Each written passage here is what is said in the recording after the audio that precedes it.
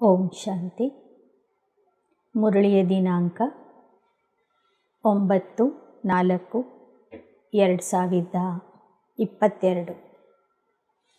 मीठे बच्चे, बाप मनुष्य से देवता बनाने आए हैं, उनकी दिल से शुक्रिया मानो, श्रीमत पर चलते रहो, एक से सच्ची प्रीत रखो. ಮಧುರ ಮಕ್ಕಳೇ, ತಂದೆ ಮನುಷ್ಯರನ್ನು ದೇವತಾ ಮಾಡುವುದಕ್ಕಾಗಿ ಬಂದಿದ್ದಾರೆ. ಆ ತಂದೆಗೆ ಹೃದಯಪೂರ್ವಕ ಧನ್ಯವಾದಗಳನ್ನು ಅರ್ಪಿಸಿರಿ. ಶ್ರೀಮತದಂತೆ ನಡೆಯಿರಿ. ಒಬ್ಬ ತಂದೆಯ ಮೇಲೇ ನಿಮಗೆ ಸತ್ಯವಾದ ಪ್ರೀತಿ ಇರಲಿ. ಪ್ರಶ್ನೆ: जिन बच्चों की बाप से प्रीत है, उनकी निशानियाँ क्या होंगी? ಯಾವ ಮಕ್ಕಳಿಗೆ ತಂದೆಯ ಮೇಲೆ ಪ್ರೀತಿ ಇರ್ತದೆ, ಅವರ ಲಕ್ಷಣಗಳು ಏನಾಗಿರ್ತವೆ?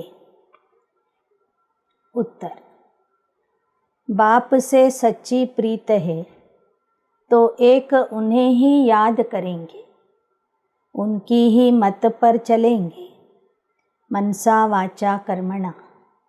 किसी को दुख नहीं देंगे, किसी के प्रति घृणा नहीं रखेंगे, अपना सच्चा सच्चा पोता में बाप को देंगे, कुसंग से अपनी संभाल करेंगे.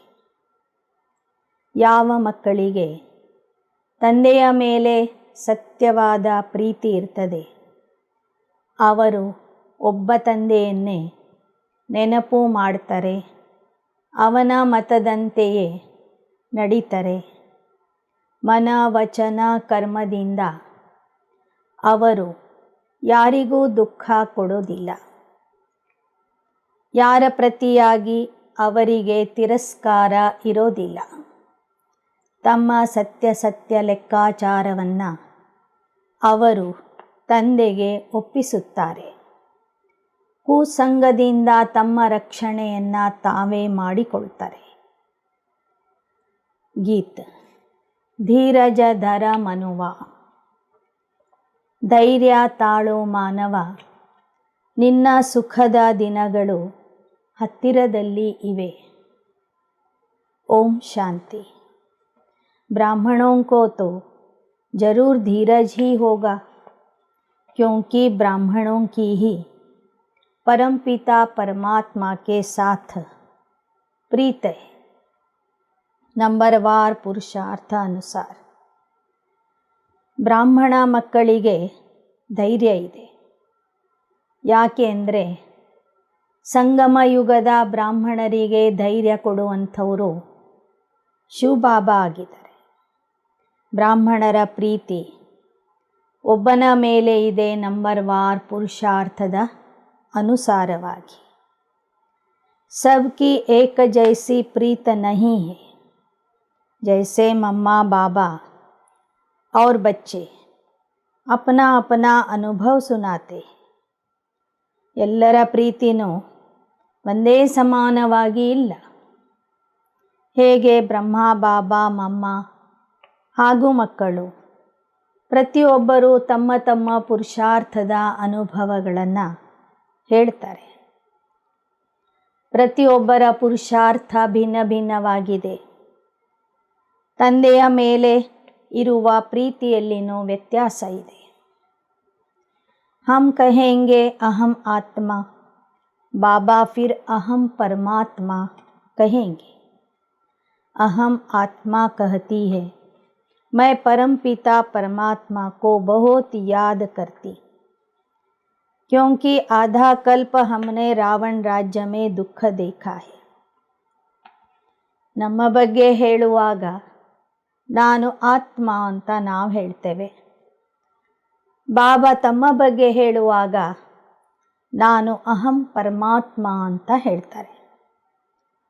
ನಾವು ಆತ್ಮರು ಅರ್ಧ ಕಲ್ಪದಿಂದ ಆ ಪರಮಪಿತ ಪರಮಾತ್ಮನಿಗೆ ನೆನಪು ಮಾಡ್ತಾ ಬಂದಿದ್ದೇವೆ. ಏಕೆಂದರೆ ರಾವಣ ರಾಜ್ಯದಲ್ಲಿ ನಮಗೆ ಬಹಳ ದುಃಖ ಇತ್ತು. ऐसे भी नहीं शुरू से दुख होता है, नहीं, रावण राज्य में धीरे धीरे दुख की वृद्धि होती है. ದ್ವಾಪರ ಯುಗದ ಅಥವಾ ರಾವಣ ರಾಜ್ಯದ ಪ್ರಾರಂಭದಿಂದನೇ ನಮಗೆ ದುಃಖ ಇರೋದಿಲ್ಲ. ನಿಧಾನಕ್ಕೆ ದುಃಖದ ವೃದ್ಧಿ ಆಗ್ತದೆ, ದುಃಖ ಬೆಳೀತದೆ. कलाएं कम होती जाती. अहम आत्मा को अब परमात्मा बतलाते हैं कि पहले तुम अव्यभिचारी भक्ति में थे, सिर्फ मुझे याद करते थे. फिर व्यभिचारी रजोगुणी भक्ति में आए. ಆತ್ಮರಿಗೆ ಪರಮಾತ್ಮ ತಿಳಿಸ್ತಾರೆ, ಮಕ್ಕಳೇ, ಮೊದಲು ನೀವು ಅವ್ಯಭಿಚಾರಿ ಭಕ್ತಿ ಮಾಡ್ತಿದ್ರಿ.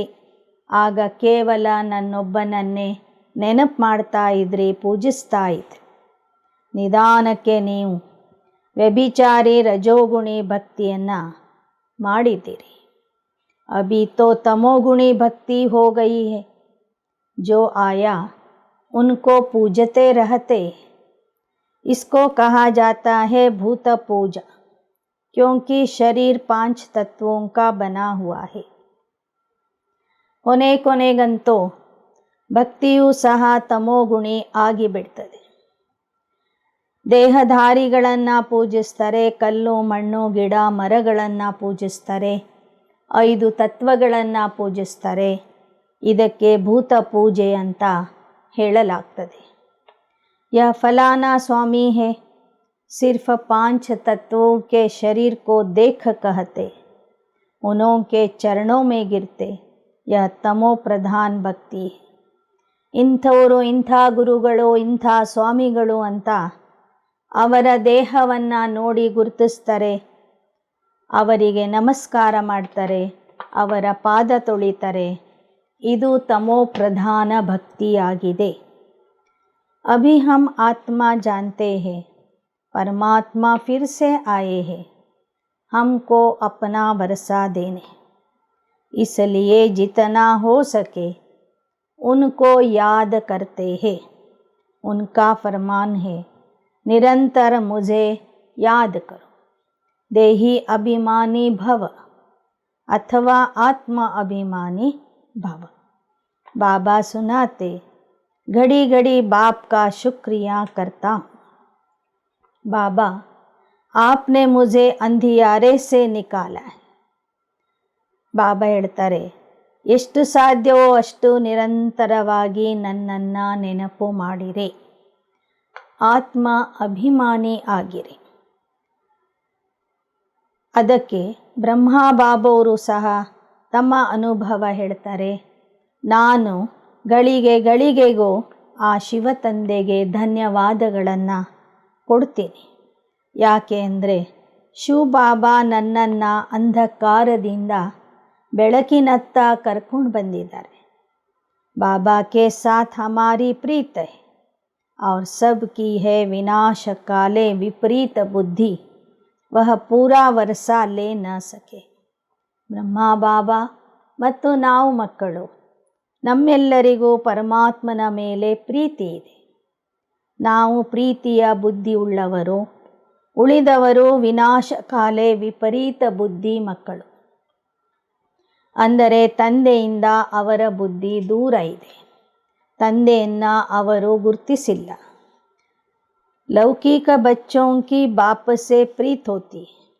बाप की मत पर चलते हैं तो बाप भी राजी होते हैं. अगर बच्चा मत पर नहीं चलता तो बाप राजी नहीं रहता. जो मत पर न चले वह कपूत ठहर. तो बेहद का बाप भी कहते, मुझे याद करो तो तुम्हारे विकर्म विनाश हो जाएंगे. ಲೌಕಿಕ ತಂದೆಯ ಮಾತನ್ನು ಲೌಕಿಕದ ಮಕ್ಕಳು ಕೇಳ್ತಾ ನಡೆದರೆ, ಕೇಳಿದರೆ ತಂದೆಗೂ ಖುಷಿ ಆಗ್ತದೆ. ಅಂಥ ಮಕ್ಕಳಿಗೆ ಸುಪುತ್ರರು ಅಂತ ಹೇಳ್ತಾರೆ. ತಂದೆಯ ಮಾತನ್ನು ಯಾರೂ ಕೇಳೋದಿಲ್ಲ, ಅವರಿಗೆ ಕುಪುತ್ರರು ಅಂತ ಹೇಳಲಾಗ್ತದೆ.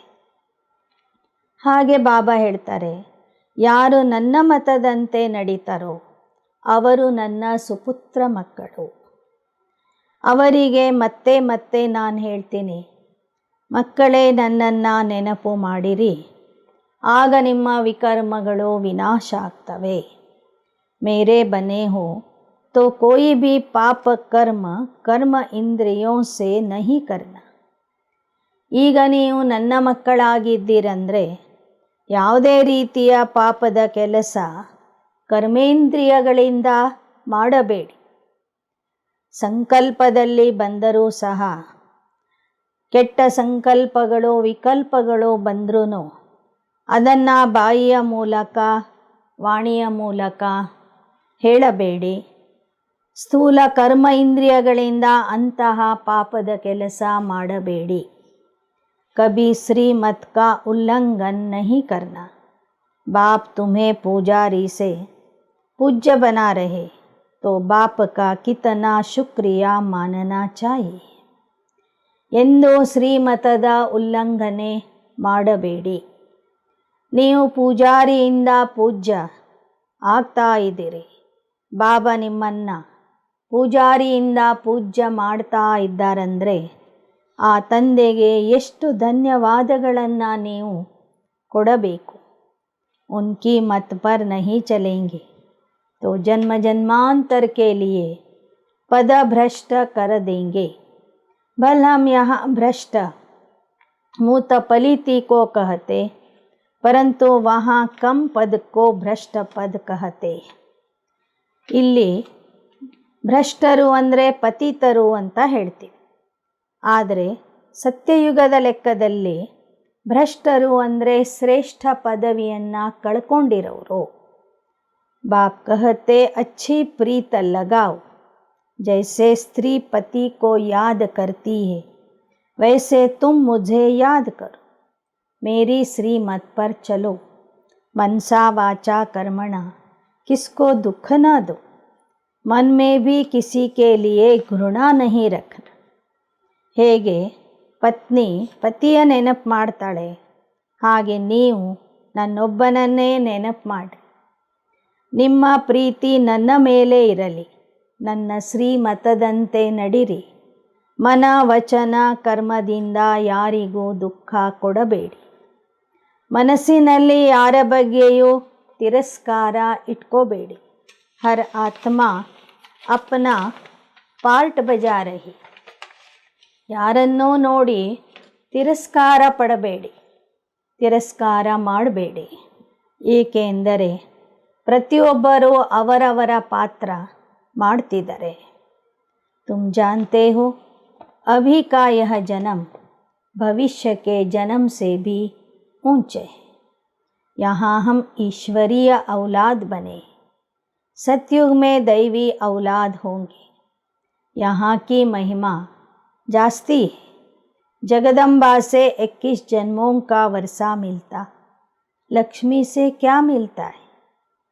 ಬಾಬಾ ಹೇಳ್ತಾರೆ, ಸಂಗಮ ಯುಗದ ಈ ಜನ್ಮ ಸತ್ಯಯುಗದ ಜನ್ಮದಕ್ಕಿಂತ ಶ್ರೇಷ್ಠವಾಗಿದೆ.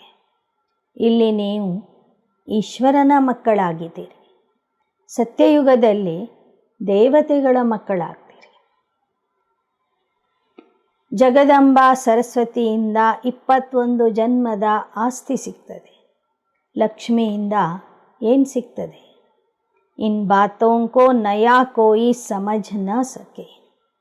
ಸಂಗಮ ಯುಗದ ಜಗದಂಬೆಯಿಂದ ಅನೇಕರಿಗೆ 21 ಜನ್ಮದ ಆಸ್ತಿ ಸಿಗ್ತದೆ.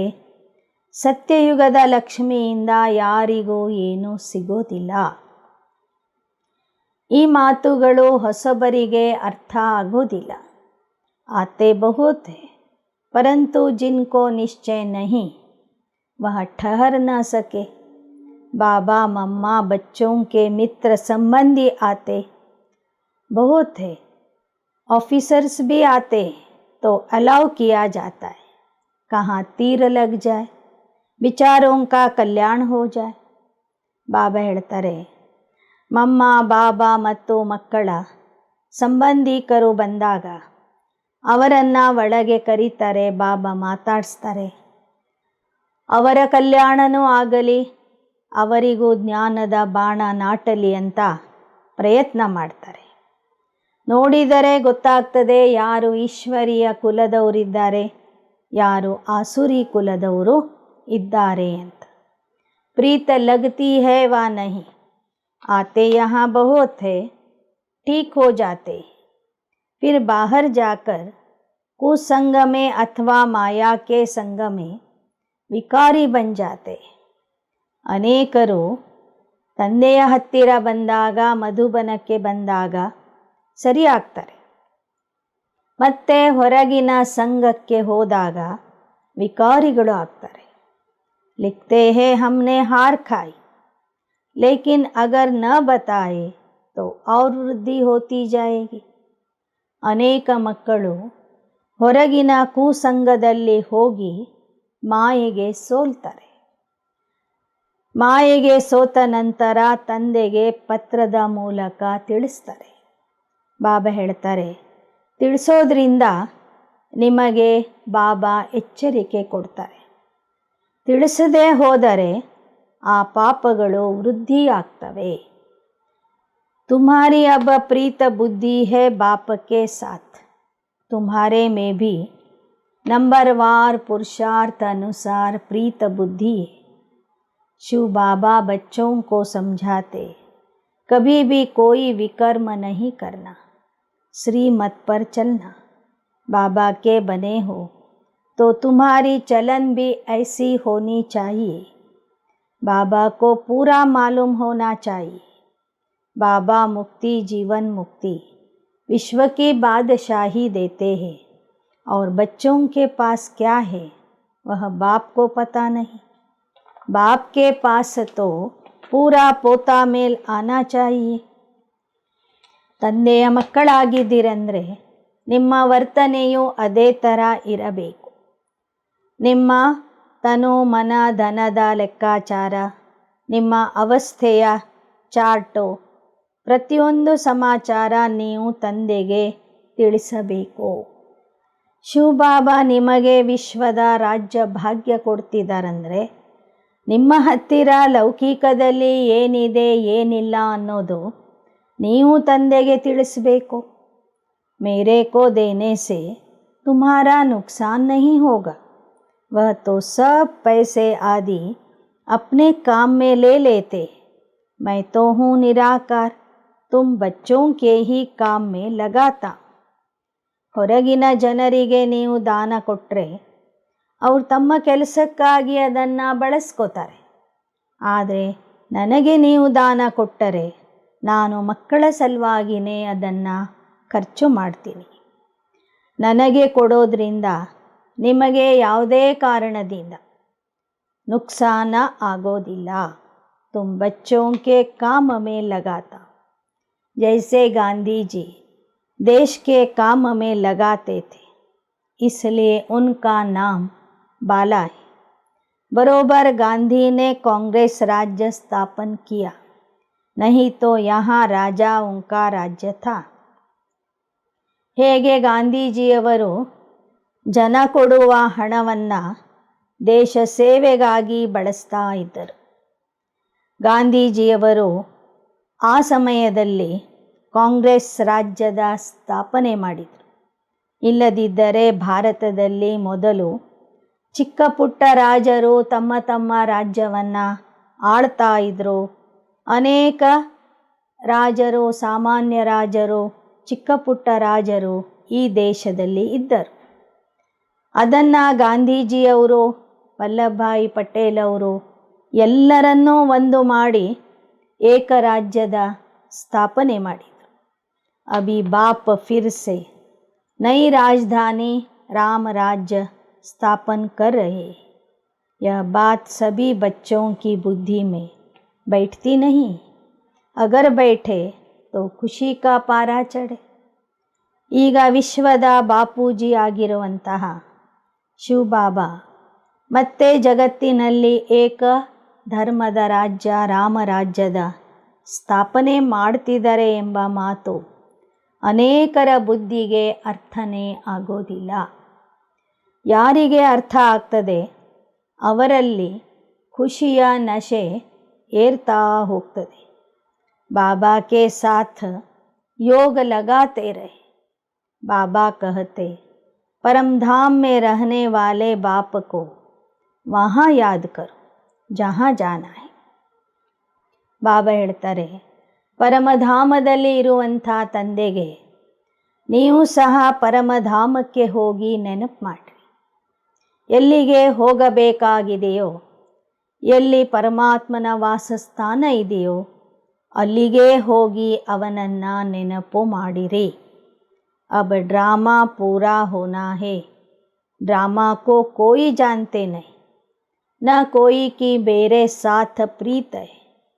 कहते हम परंपरा से गंगा स्नान करते आए. क्या सतयुग में भी करते थे? परंपरा का भी अर्थ नहीं समझते हैं. बाबा कहते अब तुम्हारे सुख के दिन आ रहे. ಭಕ್ತರು ಹೇಳ್ತಾರೆ, ಪರಂಪರೆಯಿಂದ ನಾವು ಗಂಗಾ ಸ್ನಾನ ಮಾಡ್ತಾ ಬಂದಿದ್ದೀವಿ. ಬಾಬಾ ಕೇಳ್ತಾರೆ, ಹಾಗಾದರೆ ಸತ್ಯಯುಗದಲ್ಲೂ ನೀವು ಗಂಗಾ ಸ್ನಾನ ಮಾಡ್ತಿದ್ರೇನು?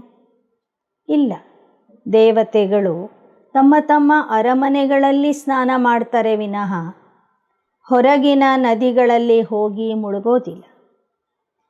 ಬಾಬಾ ಹೇಳ್ತಾರೆ, ಈಗ ನಿಮ್ಮ ಸುಖದ ದಿನಗಳು ಬರಲಿವೆ. ಆದ್ದರಿಂದ ನಾನು ನಿಮಗೆ ಧೈರ್ಯ ಕೊಡ್ತಾ ಇದ್ದೀನಿ. ತುಮಾರಿ ಬುದ್ಧಿ ಮೇ ಧೀರಜ್. ನಿಮ್ಮ ಬುದ್ಧಿಯಲ್ಲಿ ಈಗ ಧೈರ್ಯ ಇದೆ. कोई कुछ भी समझते नहीं. कोई समझकर जब बाहर जाते हैं तो माया सारा ही खा जाती है. ತಂದೆ ಹೇಳುವ ಜ್ಞಾನ ಕೆಲವರಿಗೆ ಮಾತ್ರ ಅರ್ಥ ಆಗ್ತದೆ. ಕೆಲವರಿಗೆ ಒಳಗಿದ್ದಾಗ ಅರ್ಥ ಆಗ್ತದೆ, ಹೊರಗೆ ಹೋದಾಗ ಹಾರಿ ಹೋಗ್ತದೆ. ಮಾಯೆ ಅವರ ಬುದ್ಧಿಯಲ್ಲಿ ಇರುವ ಜ್ಞಾನವನ್ನೇ ತಿಂದು ಹಾಕ್ತದೆ. जैसे मक्खी मरती है तो चींटियाँ सारा उनको हप कर लेती. यहाँ भी मरते हैं तो चींटियाँ लेकर सारा हप कर लेती. माया भी बलवान कम नहीं. ಹೇಗೆ ನೊಣ ಸತ್ತರೆ ಅನೇಕ ಇರುವೆಗಳು ಸೇರಿಕೊಂಡು ಆ ನೊಣವನ್ನು ತಿಂದು ಹಾಕ್ತವೆ, ಹಾಗೆ ಇಲ್ಲಿ ಬಾಬನ ಮಕ್ಕಳು ಯಾರು ಜ್ಞಾನದಿಂದ ಸಾಯ್ತಾರೆ ಅವರಿಗೆ ಮಾಯೆಯ ಇರುವೆಗಳು ಬಂದು ಸಂಪೂರ್ಣವಾಗಿ ತಿಂದು ಹಾಕ್ತವೆ. ಮಾಯೆ ಶಕ್ತಿಶಾಲಿಯಾಗಿದೆ, ಕಡಿಮೆ ಇಲ್ಲ. बड़ी लड़ाई लगती है. यहाँ रहते भी क्लास में नहीं आते तो समझा जाता है यह स्वर्ग के मालिक नहीं बन सकते. ಮಾಯೆ ಜೊತೆಗೆ ನಿಮ್ಮ ಯುದ್ಧ ಜೋರಾಗಿ ನಡೀತಾ ಇದೆ. ಇದು ದೊಡ್ಡ ಯುದ್ಧ ಆಗಿದೆ. ಕೆಲವರು ಯಜ್ಞದಲ್ಲಿ ಇದ್ದರೂ ಪ್ರತಿದಿನ ಮುರಳಿ ಕ್ಲಾಸಿಗೆ ಹೋಗದಿದ್ದರೆ ಅವರು ಸ್ವರ್ಗದ ಮಾಲೀಕ ಆಗೋದಿಲ್ಲ. ಒಳಗಿದ್ದರೂ ಮುರಳಿಯ ಕ್ಲಾಸನ್ನು ಕೇಳೋದಿಲ್ಲ ಅಂದರೆ ಅವರು ಸ್ವರ್ಗದ ಮಾಲೀಕ ಆಗೋದಿಲ್ಲ. ಕೃಷ್ಣ ಪುರಿ ಮೇ ಜಾ ನ ಸಕೆ, ಕುಚ್ ಬಿ ವ್ಯಾಲ್ಯೂ ನಹಿ. ಅವರು ಕೃಷ್ಣಪುರಿಗೂ ಹೋಗೋದಿಲ್ಲ, ಅವರಿಗೆ ಯಾವ ಬೆಲೆನೂ ಸಿಗೋದಿಲ್ಲ. ತುಮ್ ಜೋ ಹೀರೆ ಜೈಸೆ ಬಂತೆ ಹೋ ಉನೋ ಕಿ ಹಿ ವ್ಯಾಲ್ಯೂ.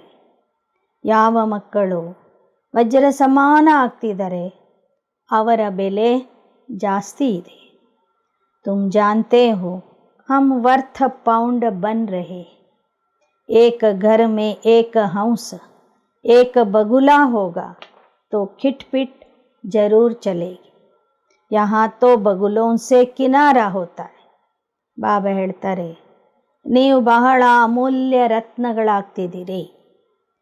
ಗೃಹಸ್ಥಿಗಳ ಮನೆಯಲ್ಲಿ ಒಬ್ಬರು ಹಂಸ ಆಗಿರ್ತಾರೆ, ಇನ್ನೊಬ್ಬರು ಕೊಕ್ಕರೆ ಆಗಿದ್ದರೆ ಅಲ್ಲಿ ಕಿರಿಕಿರಿ ನಡೀತದೆ, ಘರ್ಷಣೆ ನಡೀತದೆ. ಇಲ್ಲಿ ಯಜ್ಞದ ಒಳಗೆ ನೀವೆಲ್ಲರೂ ಸಹ ಹಂಸಗಳಾಗಿದ್ದೀರಿ. ಕೊಕ್ಕರೆಗಳಿಂದ ನೀವು ದೂರ ಇದ್ದೀರಿ. ಮೂತ ಪಲಿತಿ ಕೆ ಹಾಥ ಕಾ ತುಮ್ ಖಾ ಭಿ ನಹಿ ಸಕ್ತೆ. परंतु बच्चों का बाप से इतना लव तो है नहीं, इसलिए सोचते हैं कि पेट कहाँ से भरेगा।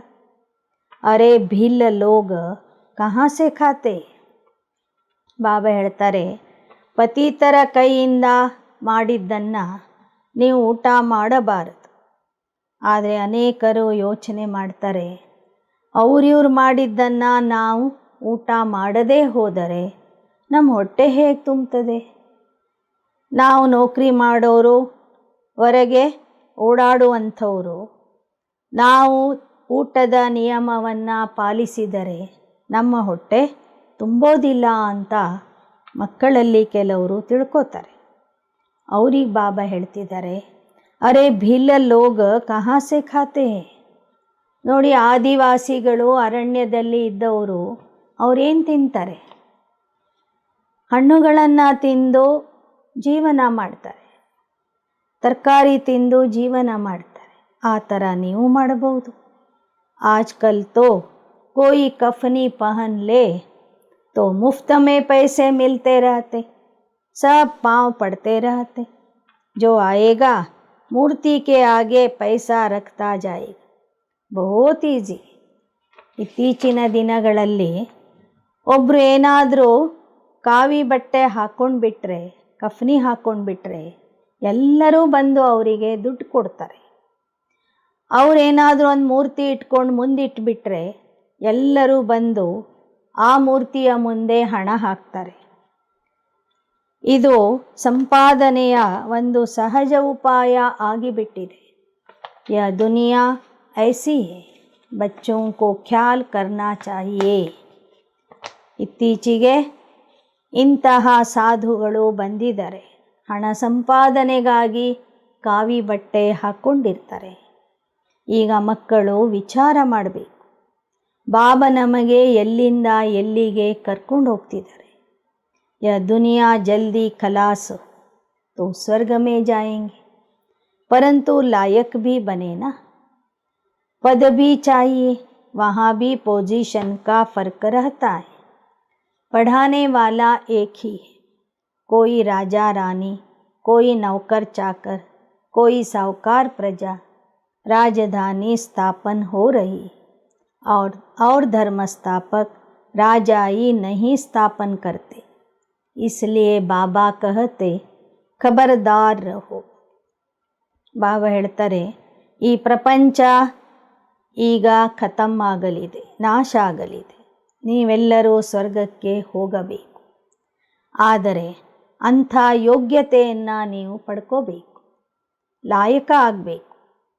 ಯಾಕೆ ಅಂದರೆ ಅಲ್ಲಿ ನಿಮಗೆ ಒಂದು ಸ್ಥಾನ ಮಾನ ಬೇಕಲ್ವ. ಕೆಲವರು ರಾಜ ರಾಣಿ ಆಗ್ತಾರೆ, ಕೆಲವರು ನೌಕರ್ ಚಾಕರ್ ಆಗ್ತಾರೆ, ಕೆಲವರು ಸಾಹುಕಾರ ಪ್ರಜೆಗಳಾಗಿ ಬರ್ತಾರೆ. ರಾಜಧಾನಿ ಸ್ಥಾಪನ್ ಹೋ ರಹಿ ಹೈ और धर्म स्थापक राजा ही नहीं ಸ್ಥಾಪನ್ ಕರ್. ಬಾಬಾ ಹೇಳ್ತಾರೆ, ಪರಮಾತ್ಮ ಬಂದು ರಾಜ್ಯ ಮತ್ತು ಧರ್ಮ ಎರಡೂ ಸ್ಥಾಪನೆ ಮಾಡ್ತಾರೆ. ಉಳಿದ ಧರ್ಮ ಸ್ಥಾಪಕರು ಕೇವಲ ಧರ್ಮದ ಸ್ಥಾಪನೆ ಮಾಡ್ತಾರೆ ವಿನಃ ರಾಜ್ಯದ ಸ್ಥಾಪನೆ ಮಾಡೋದಿಲ್ಲ. ವಿನಾಶಕಾಲೆ ಪೂರಿ ಪ್ರೀತ ಬುದ್ಧಿ ಚಾಹಿ, ಜಿತನಿ ಪ್ರೀತ ಹೋಗಿ उतना बाप से वर्षा लेंगे, याद करने का भी सिखाया जाता है. बाबा बतलाते हैं, बाबा को और चक्र को याद करो, ಸ್ವದರ್ಶನ್ ಚಕ್ರ ಫಿರಾ. ಬಾಬಾ ಹೇಳ್ತಾರೆ, ನಿಮಗೆ ಎಷ್ಟೆಷ್ಟು ತಂದೆಯ ಮೇಲೆ ಪ್ರೀತಿ ಇರ್ತದೆ ಅಷ್ಟೇ ನಿಮಗೆ ಆಸ್ತಿ ಹೆಚ್ಚಿನ ಪ್ರಮಾಣದಲ್ಲಿ ಸಿಗ್ತದೆ. ಬಾಬಾ ನಿಮಗೆ ನೆನಪು ಮಾಡುವ ವಿಧಾನವನ್ನು ಕಲಿಸಿದರೆ, ಸ್ವದರ್ಶನ ಚಕ್ರವನ್ನು ತಿರುಗಿಸುವಂಥ ವಿಧಾನವನ್ನು ಕಲಿಸಿದ್ದಾರೆ. ಹಮ್ ಲೈಟ್ ಹೌಸ್ ಹೇ, खिवैया हमारी नैया को पार ले जाता है. एक आँख में शांति धाम, एक आँख में सुख धाम रखना है. ಬಾಬಾ ಹೇಳ್ತಾರೆ, ಮಕ್ಕಳೇ ನೀವು ಲೈಟ್ ಹೌಸ್ ಆಗಬೇಕು.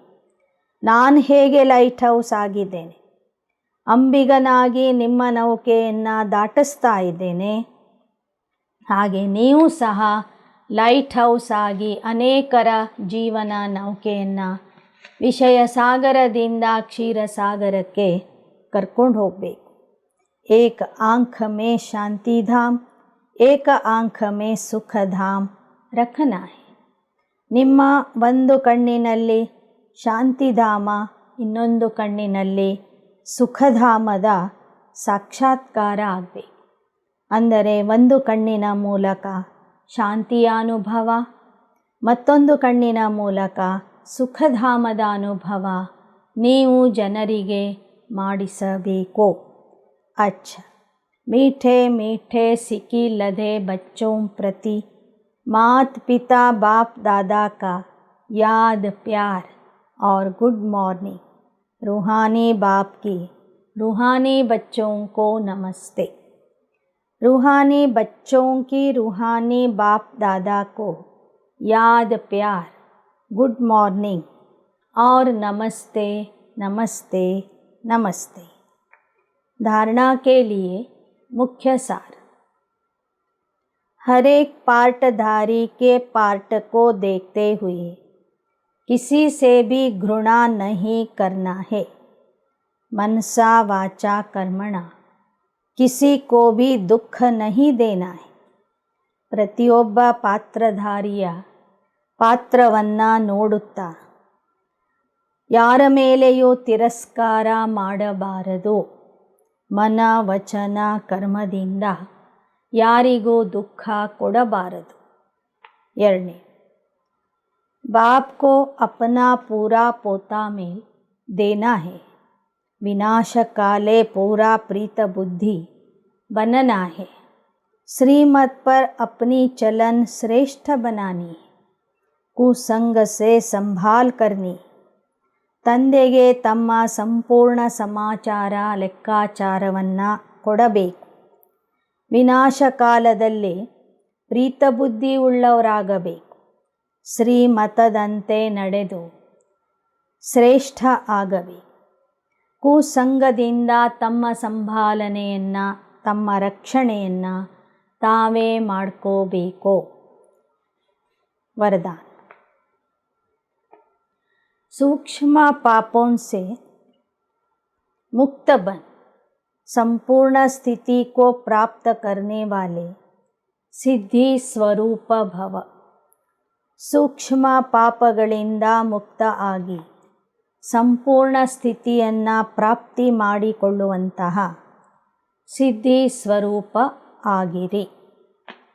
कई बच्चे वर्तमान समय कर्मों की गति के ज्ञान में बहुत इजी हो गए, इसलिए छोटे छोटे पाप होते रहते. ಮಕ್ಕಳಲ್ಲಿ ಕೆಲವರು ಕರ್ಮದ ಸಿದ್ಧಾಂತದ ಬಗ್ಗೆ ಹಗುರವಾಗಿ ತಿಳ್ಕೊಂಡಿದ್ದಾರೆ. ಆ ಕಾರಣದಿಂದ ಸಣ್ಣ ಪುಟ್ಟ ಪಾಪಗಳನ್ನು ಮಾಡ್ತಾ ಇರ್ತಾರೆ.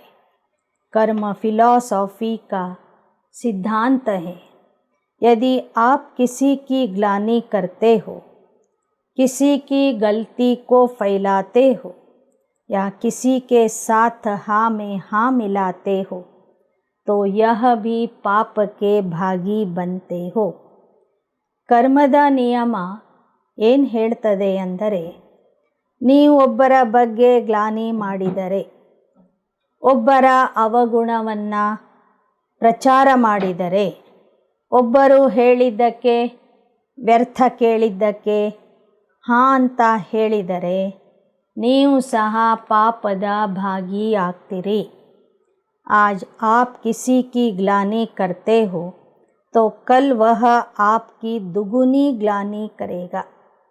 ಇವತ್ತು ನೀವು ಒಬ್ಬರ ಬಗ್ಗೆ ಗ್ಲಾನಿ ಮಾಡಿದರೆ ನಾಳೆ ಅವರು ಎರಡರಷ್ಟು ನಿಮ್ಮನ್ನು ಗ್ಲಾನಿ ಮಾಡ್ತಾರೆ, ನಿಮ್ಮ ಬಗ್ಗೆ ನಿಂದನೆ ಮಾಡ್ತಾರೆ. यह छोटे छोटे पाप संपूर्ण स्थिति को प्राप्त करने में विघ्न रूप बनते. ಇಂತಹ ಸಣ್ಣ ಸಣ್ಣ ಪಾಪಗಳು ಸಂಪೂರ್ಣ ಸ್ಥಿತಿಯನ್ನು ತಲುಪಲಿಕ್ಕೆ ವಿಘ್ನ ರೂಪ ಆಗ್ತವೆ. ಮಧ್ಯದಲ್ಲಿ ವಿಘ್ನ ರೂಪ ಆಗಿ ಬರ್ತವೆ. इसलिए कर्मों की गति को जानकर पापों से मुक्त बन ಸಿದ್ಧಿ ಸ್ವರೂಪ ಬನೋ. ಅದಕ್ಕಾಗಿ ಕರ್ಮದ ನಿಯಮಗಳನ್ನು, ಸೂಕ್ಷ್ಮವಾಗಿ ಇರುವಂಥ ನಿಯಮಗಳನ್ನು ಅರಿತು ಪಾಪಗಳಿಂದ ಮುಕ್ತ ಆಗಿ ಸಿದ್ಧಿ ಸ್ವರೂಪ ಆಗಿರಿ. श्लोगन. आदि पिता के समान बनने के लिए शक्ति, शांति और सर्व गुणों के ಸ್ತಂಭ ಬನು. ಆದಿ ಪಿತಾ ಬ್ರಹ್ಮ ತಂದೆಯ ಸಮಾನ ಆಗುವುದಕ್ಕಾಗಿ ಶಕ್ತಿ, ಶಾಂತಿ ಮತ್ತು ಸರ್ವ ಗುಣಗಳ ಆಧಾರ ಸ್ತಂಭ ಆಗಿರಿ. मातेश्वरी जी के अनमोल महावाक्य. निराकारी दुनिया अर्थात आत्माओं के रहने का स्थान. जब हम निराकारी दुनिया कहते हैं तो निराकार का अर्थ यह नहीं कि उनका कोई आकार नहीं, परंतु कोई दुनिया जरूर है, उसका स्थूल सृष्टि मुवाफिक आकार नहीं. जैसे परमात्मा निराकार लेकिन उनका अपना सूक्ष्म रूप अवश्य है, हम आत्मा परमात्मा का धाम निराकारी दुनिया है. तो जब हम दुनिया अक्षर कहते हैं तो इससे सिद्ध है कि वो दुनिया है और वहाँ कोई रहता भी, तभी तो दुनिया नाम पड़ा. अब दुनियावी लोग तो समझते परमात्मा का रूप भी अखंड ज्योति तत्व है, लेकिन वह परमात्मा के रहने का ठिकाना. ಮಾತೇಶ್ವರಿ ಅವರು ಹೇಳ್ತಾ ಇದ್ದಾರೆ, ಹೇಗೆ ನಾವು ಆತ್ಮ ನಿರಾಕಾರ, ಪರಮಾತ್ಮನೂ ನಿರಾಕಾರ, ಅಂದರೆ ಸ್ಥೂಲ ಶಾರೀರಿಕ ಆಕಾರ ನಮಗೆ ಇಲ್ಲ ಅಂತ ಅರ್ಥ.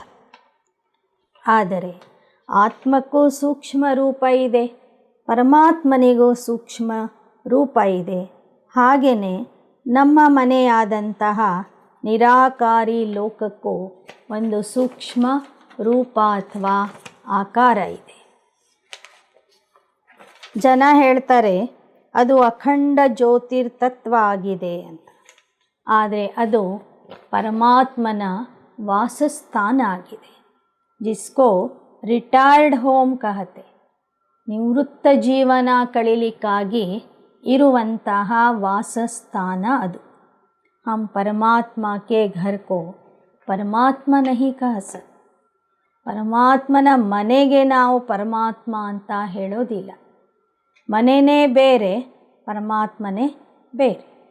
अब दूसरी है आकारी दुनिया, जहाँ ब्रह्मा विष्णु शंकर देवताएं आकारी रूप में रहते हैं, और यह है साकारी दुनिया, जिनके दो भाग है. एक है निर्विकारी स्वर्ग की दुनिया, जहाँ आधा कल्प पवित्रता, सुख और शांति है. दूसरी है विकारी कलियुगी दुख और अशांति की दुनिया. अब यह दो दुनियाएं क्यों कहते? क्योंकि यह जो मनुष्य कहते स्वर्ग और नरक दोनों परमात्मा की रची हुई दुनिया है. इस पर परमात्मा के महावाक्य है कि मैंने कोई दुख की दुनिया नहीं रची, जो मैंने दुनिया रची वो सुख की रची.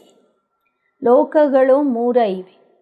ಒಂದು ನಿರಾಕಾರಿ ಲೋಕ, ಎರಡನೇದು ಆಕಾರಿ ಲೋಕ, ಎಲ್ಲಿ ಬ್ರಹ್ಮ ವಿಷ್ಣು ಶಂಕರ ಆಕಾರಿ ದೇವತೆಗಳು ವಾಸ ಮಾಡ್ತಾರೆ. ಮೂರನೇದು ಸಾಕಾರ ಲೋಕ, ಇದರಲ್ಲಿ ಎರಡು ಭಾಗಗಳಿವೆ.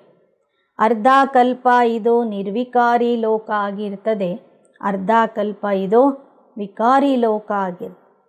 ಜನ ಹೇಳ್ತಾರೆ ಸ್ವರ್ಗನೂ ಪರಮಾತ್ಮ ಸ್ಥಾಪನೆ ಮಾಡ್ತಾನೆ, ನರ್ಕನೂ ಪರಮಾತ್ಮ ಸ್ಥಾಪನೆ ಮಾಡ್ತಾನೆ. ಆದರೆ ಶಿವಬಾಬಾ ಹೇಳ್ತಾರೆ, ನಾನು ನರ್ಕದ ಸ್ಥಾಪನೆ ಮಾಡೋದಿಲ್ಲ, ನಾನು ಸುಖದ ಪ್ರಪಂಚವನ್ನು ಸ್ಥಾಪನೆ ಮಾಡ್ತೀನಿ. अब यह जो दुख और अशांति की दुनिया है वो मनुष्य आत्माएं अपने आप को और मुझ परमात्मा को भूलने के कारण यह हिसाब किताब भोग रहे। ಇದೇನು ದುಃಖ ಮತ್ತು ಅಶಾಂತಿಯ ಪ್ರಪಂಚ ಇದೆ, ಅದು ಮನುಷ್ಯರ ಅಜ್ಞಾನದ ಕಾರಣದಿಂದ ಬಂದಿದೆ. ಮನುಷ್ಯರು ತಮ್ಮನ್ನು ತಾವು ಮರೆತಿದ್ದಾರೆ, ಪರಮಾತ್ಮನನ್ನು ಮರೆತಿದ್ದಾರೆ. ಆ ಕಾರಣದಿಂದ ದುಃಖಿಯಾಗಿದ್ದಾರೆ. बाकी ऐसा नहीं, जिस समय सुख और पुण्य की दुनिया है वहाँ कोई सृष्टि नहीं चलती. हाँ अवश्य, जब हम कहते कि वहाँ देवताओं का वास स्थान था तो जरूर वहाँ प्रवृत्ति चलती थी, परंतु विकारी पैदाइश नहीं थी, जिस कारण कोई कर्म बंधन नहीं था. उस दुनिया को कर्म बंधन रहित स्वर्ग की दुनिया कहते. तो एक है निराकारी दुनिया, दूसरी है आकारी दुनिया, तीसरी है ಸಾಕಾರಿ ದುನಿಯಾ. ನಿರ್ವಿಕಾರಿ ಪ್ರಪಂಚದಲ್ಲೂ ಪ್ರವೃತ್ತಿ ಮಾರ್ಗ ಇತ್ತು, ವಂಶವೃದ್ಧಿ ಆಗ್ತಾ ಇತ್ತು. ಆದರೆ ಅದು ನಿರ್ವಿಕಾರಿ ರಚನೆಯಾಗಿತ್ತು. ಅಲ್ಲಿ ಯಾವುದೇ ಕರ್ಮ ಬಂಧನ ಇರಲಿಲ್ಲ ಅಂತ ಹೇಳ್ತಾರೆ ಬಾಬಾ. ಭಗವಾನ್ ಕೆ ಆನೆ ಕಾ ಅನಾದಿ ರಚಾ ಹುವಾ ಪ್ರೋಗ್ರಾಮ್. ಮಾತೇಶ್ವರಿ ಅವರು ಮತ್ತೊಂದು ವಿಷಯದ ಬಗ್ಗೆ ಹೇಳ್ತಾ ಇದ್ದಾರೆ. ಭಗವಂತನ ಬರುವ ಕಾರ್ಯಕ್ರಮ ಪೂರ್ವ ನಿರ್ಧಾರಿತ ಆಗಿದೆ. जो मनुष्य गीत गाते, गीता के भगवान अपना वचन निभाने आओ, अब वो स्वयं गीता का भगवान अपना कल्प पहले वाला वचन पालन करने के लिए आए हैं और कहते, हे बच्चे, जब भारत पर अति धर्म ग्लानि होती है तब मैं अपना अंजाम पालन करने के लिए अवश्य आता हूँ. अब मेरे आने का यह मतलब नहीं कि मैं कोई युगे युगे आता हूँ. ಮನುಷ್ಯರು ಭಗವಂತನಿಗೆ ಕರೀತಾ ಇದ್ದಾರೆ, ಹೇ ಗೀತೆಯ ಭಗವಂತ, ನಿನ್ನ ವಚನವನ್ನು ನಿಭಾಯಿಸಲು ನೀನು ಸೃಷ್ಟಿಗೆ ಬರಬೇಕು. ಧರ್ಮಗ್ಲಾನಿಯ ಸಮಯದಲ್ಲಿ ಅವತರಿಸಿ ಬರ್ತೇನೆ ಅಂತ ನಿನ್ನ ಭಗವಾನ ವಾಚ್ಯ ಇದೆ. ಆ ನಿನ್ನ ಪ್ರತಿಜ್ಞೆಯನ್ನು ಪಾಲಿಸಲು ನೀನು ಬರಲೇಬೇಕು ಅಂತ ಎಲ್ಲ ಭಕ್ತರು ಕರಿತಾ ಇದ್ದಾರೆ, ಹಾಡ್ತಾ ಇದ್ದಾರೆ. ಬಾಬಾ ಹೇಳ್ತಾರೆ, ನನ್ನ ವಚನವನ್ನು ಪಾಲಿಸಲು ನಾನು ಬಂದಿದ್ದೀನಿ, ಆದರೆ ನಾನು ಪ್ರತಿಯೊಂದು ಯುಗದಲ್ಲಿ ಬರೋದಿಲ್ಲ. सभी युगों में कोई धर्मग्लानि नहीं होती. धर्मग्लानि होती है कलयुग में. मानो परमात्मा कलयुग के अंत्य समय आता है. ಬಾಬಾ ಹೇಳ್ತಾರೆ, ಪ್ರತಿಯೊಂದು ಯುಗದಲ್ಲಿ ಧರ್ಮದ ಗ್ಲಾನಿ ಆಗೋದಿಲ್ಲ. ಧರ್ಮಗ್ಲಾನಿ ಆಗುವುದು ಕಲಿಯುಗದ ಕೊನೆಗೆ. ಆ ಸಮಯದಲ್ಲಿ ನಾನು ಬರ್ತೀನಿ. और कलयुग को फिर कल्प कल्प आता है तो जरूर वह कल्प कल्प आता है. ಪ್ರತಿ ನಾಟಕದ ಕೊನೆಗೆ ಕಲಿಯುಗ ಬರ್ತದೆ ಅಂದರೆ ಅವನು ಸಹ ಪ್ರತಿ ನಾಟಕದ ಕೊನೆಗೆ ಬರ್ತಾನೆ. ಕಲ್ಪ ಫಿರ್ 4 ಯುಗ ಉಸ್ಕೋ ಹಿ ಕಲ್ಪ ಕಹತೆ. ಒಂದು ಕಲ್ಪ ಅಂದರೆ 4 ಯುಗಗಳು. 4 ಯುಗಗಳ ಚಕ್ರದ ಕೊನೆಗೆ ನಾನು ಬರ್ತೀನಿ. आधा कल्प सत्य त्रेता में सतोगुण सतो प्रधान, वहाँ परमात्मा के आने की कोई ज़रूरत नहीं. और द्वापर से फिर दूसरे धर्मों की शुरुआत है. उस समय भी अति धर्मग्लानि नहीं. इससे सिद्ध है कि परमात्मा तीनों युगों में आता नहीं है. बाकी रहा कलयुग, उसके अंत्य में अति धर्मग्लानि होती. ಬಾಬಾ ಹೇಳ್ತಾರೆ, ಸತ್ಯ ತ್ರೇತಾಯುಗದಲ್ಲಿ ಸತೋಪ್ರಧಾನ ರಾಜ್ಯ ಇರ್ತದೆ. ಅಲ್ಲಿ ನಾನು ಬರುವ ಅಗತ್ಯ ಇರೋದಿಲ್ಲ. ಮೂರನೇ ಯುಗದಲ್ಲಿ ಇತರ ಧರ್ಮಸ್ಥಾಪಕರು ಬಂದು ಅಲ್ಪ ಸ್ವಲ್ಪ ಮಟ್ಟಕ್ಕೆ ಇದನ್ನು ರಿಪೇರಿ ಮಾಡ್ತಾರೆ. ಹೀಗಾಗಿ ಮೂರನೇ ಯುಗದಲ್ಲೂ ನಾನು ಬರೋದಿಲ್ಲ. ಆದರೆ ನಾಲ್ಕನೇ ಯುಗದಲ್ಲಿ ಅಂದರೆ ಕಲಿಯುಗದಲ್ಲಿ ಎಲ್ಲ ಧರ್ಮದವರು ಸಹ ಅಧರ್ಮಿಗಳಾಗ್ಬಿಡ್ತಾರೆ. ಧರ್ಮದ ಗ್ಲಾನಿ ಆಗ್ತದೆ. ಆ ಸಮಯದಲ್ಲಿ ನಾನು ಬರ್ತೀನಿ. उस समय परमात्मा आए, अधर्म विनाश कर सत्य धर्म की स्थापना करते हैं. अगर द्वापर में आया हुआ होता तो फिर द्वापर के बाद सत्ययुग होना चाहिए, फिर कलयुग क्यों हुआ? ಭಕ್ತರ ಪ್ರಕಾರ ಪರಮಾತ್ಮ ದ್ವಾಪರ ಯುಗದಲ್ಲಿ ಬಂದಿದ್ದ, ದ್ವಾಪರ ಯುಗದಲ್ಲಿ ಗೀತಾ ಬೋಧನೆ ಮಾಡಿದ್ದ ಅಂತ ಹೇಳ್ತಾರೆ. ಹಾಗಾದರೆ ಗೀತಾ ಜ್ಞಾನದಿಂದ, ಗೀತಾ ಬೋಧನೆಯಿಂದ ದ್ವಾಪರದ ನಂತರ ಸತ್ಯಯುಗ ಬರಬೇಕಿತ್ತು. ದ್ವಾಪರದ ನಂತರ ಕಲಿಯುಗ ಯಾಕೆ ಬಂತು? ಧರ್ಮ ಇನ್ನಿಷ್ಟು ಅಧರ್ಮ ಆಗಿಬಿಡ್ತು. ಅಂದ ಮೇಲೆ ಅರ್ಥ ಆಗ್ತದೆ, ದ್ವಾಪರ ಯುಗದಲ್ಲಿ ಪರಮಾತ್ಮ ಬರೋದಿಲ್ಲ. ऐसे नहीं कहेंगे परमात्मा ने घोर कलयुग की स्थापना की, यह बातें नहीं हो सकती.